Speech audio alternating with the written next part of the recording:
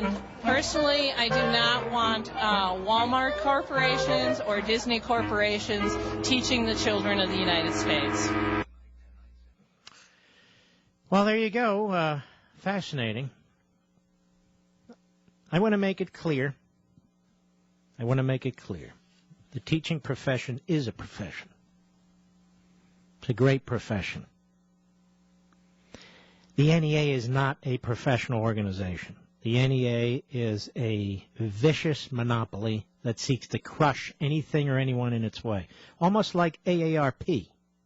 The difference is I don't have to contribute to AARP if I don't want to, even though it turns around through lobbying Congress, tries to steal all our money. But that's a secondary point.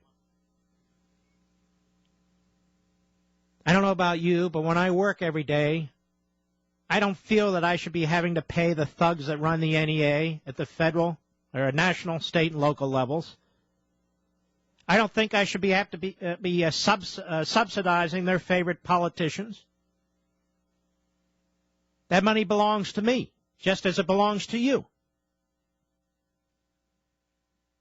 Now, they have been operating in the shadows as well as in the light for years and years. And on Election Day, they slime around the precincts all over the country, trying to affect the outcome of elections. They lost in Wisconsin. No, you don't have a right, if you're a government employee, to collectively bargain. You do not have a constitutional right. You do not have an unalienable right. You have whatever right we give you. We'll be right back.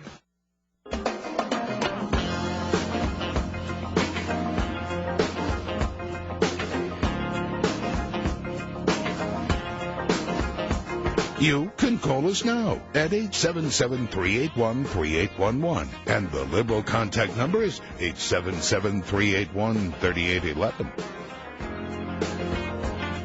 David in Los Angeles, California, disagrees with me. The great KBC. How are you? Baruch Hashem, how are you? All right. You can tell I'm a religious Jew. So I can't even hear you that well. What did you say? I'm a religious Jew. So question. You don't like unions, do you? As a whole? No, I'll tell you what. It depends on the union. It depends on their behavior. I'm a member of a union. I don't like it very much.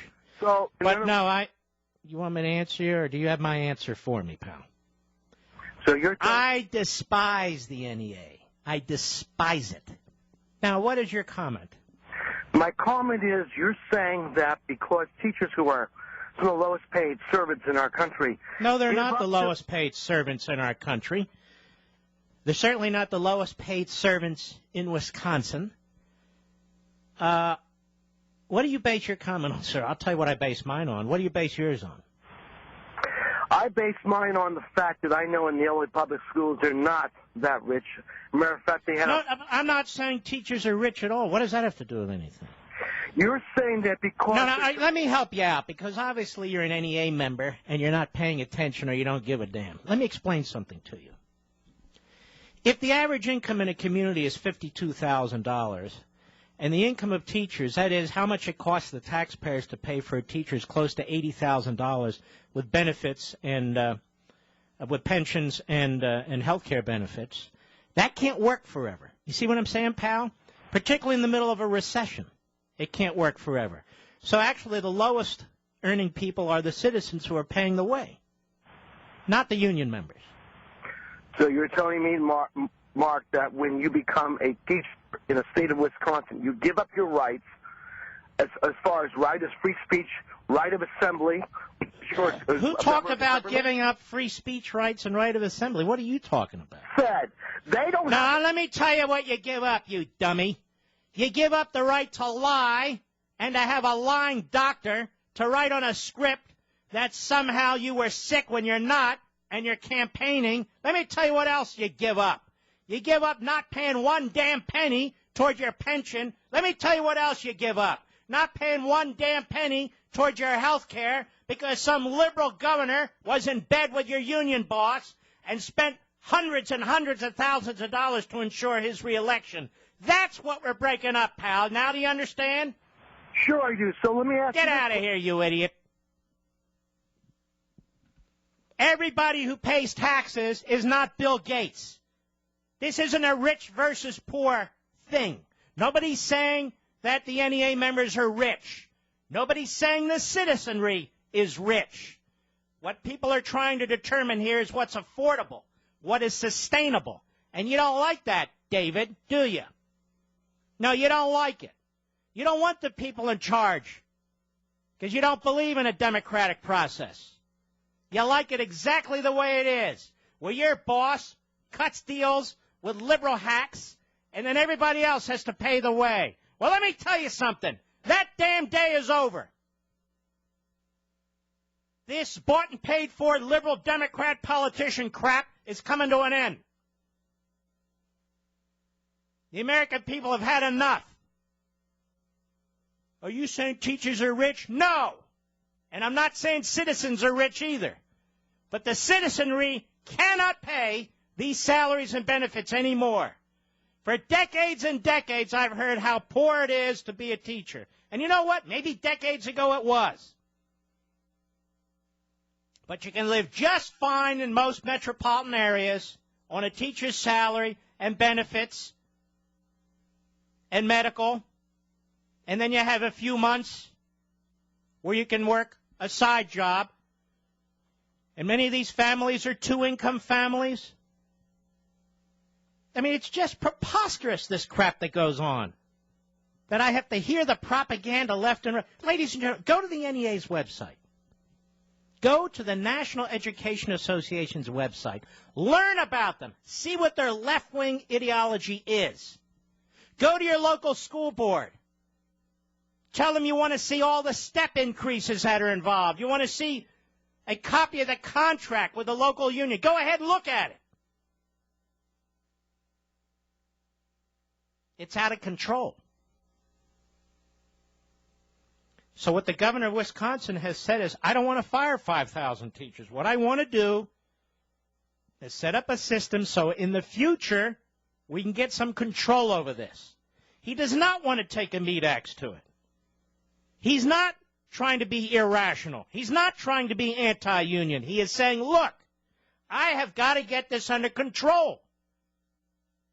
And the only way I can get it under control is to have some authority, the elected governor and the elected state legislature, to make adjustments in the future.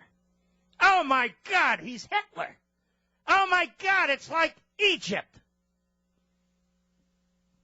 And let me make a suggestion to the union bosses out there at the NEA. You really ought to try and work these things out. Contract negotiations doesn't mean you always get. I'm talking about the rules. Sometimes you have to take a few steps back. Greg, Miami, Sirius Satellite, go. Hey, buddy, how you doing? All right, buddy. Hey, I used to be on a school board in Wisconsin, and it's hard to take when I hear this. I'm overworked and underpaid. We started out teachers with no experience at $30,000, and this is probably 6 years ago, right, plus a benefits package that is second to none.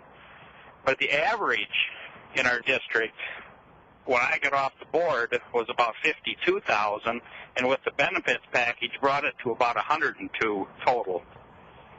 And it's a 181-day contract.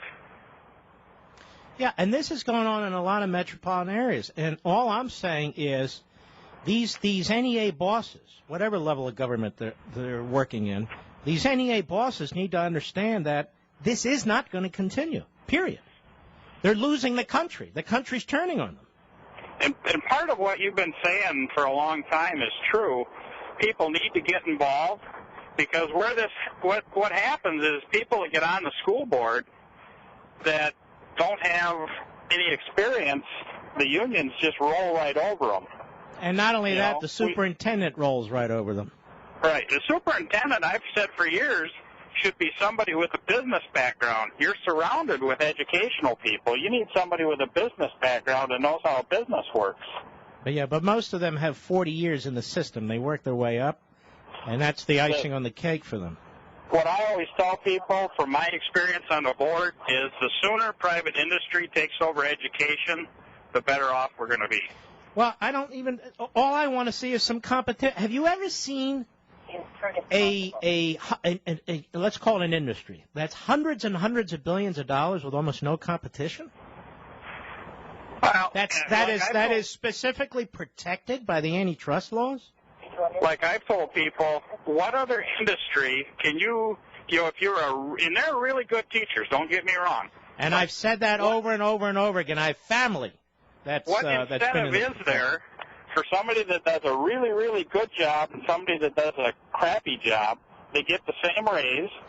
All right, my friend. Thank you for your call. I already went over this ground. I said what they want because of the NEA is conformity. Conformity, conformity. And if you're a good teacher, it ought to be pissing you off by now. Because if you're a good teacher, you ought to break out and be paid much more than the average teacher or a poor teacher. But the administration exists in these school districts to protect the poor teachers, to protect the average teachers. Everyone, the kids and the parents, they know who the great teachers are. Oh, great, they get $300 extra at the end of the year with a plaque. That's not what I'm talking about. They ought to be held up as wonderful examples of the profession, and they ought to be paid for it. Not everybody the same, in my humble opinion. But, you can't manufacture microwave ovens in this country with the kind of monopoly power the NEA holds over our school system, that kind of sway. What's wrong with competition? I'm just talking about competition among the unions. Why shouldn't there be 3 or 4 unions vying for representation of teachers? Well, we know why. Because the NEA has used its campaign funds to do exactly what it intends to do. Power. And power corrupts. What is the check on the NEA exactly? Now, some of you teachers are in your car, you're grinding your teeth, you're really holding your steering wheel hard, or you're listening to me at the dinner table. If you're a good teacher, I'm not talking to you. I'm not talking about you, so don't worry about it. If you're a part of the leadership of the NEA, you should worry about it. I mean, you should. I don't know how to convey it. I have audio of these different delegate meetings they have once a year. They're big meetings in these stadiums or convention centers. You should just hear the leftism. Once again, I want to explain that the NEA is the closest thing we have in this country to a communist mechanism. It is a monopoly. It has enormous political power. You must be a member in order to work in most places. If you dare to question them, dare to challenge them, you're going to be shunned or worse. They use their muscle to extract enormous treasure from the citizenry, and they take a percentage of that through campaign cash to buy favors and support. I've never seen anything like it, to be perfectly honest. Don't give me the FOP and so forth. Not even close. Not even close. Now, we've been getting some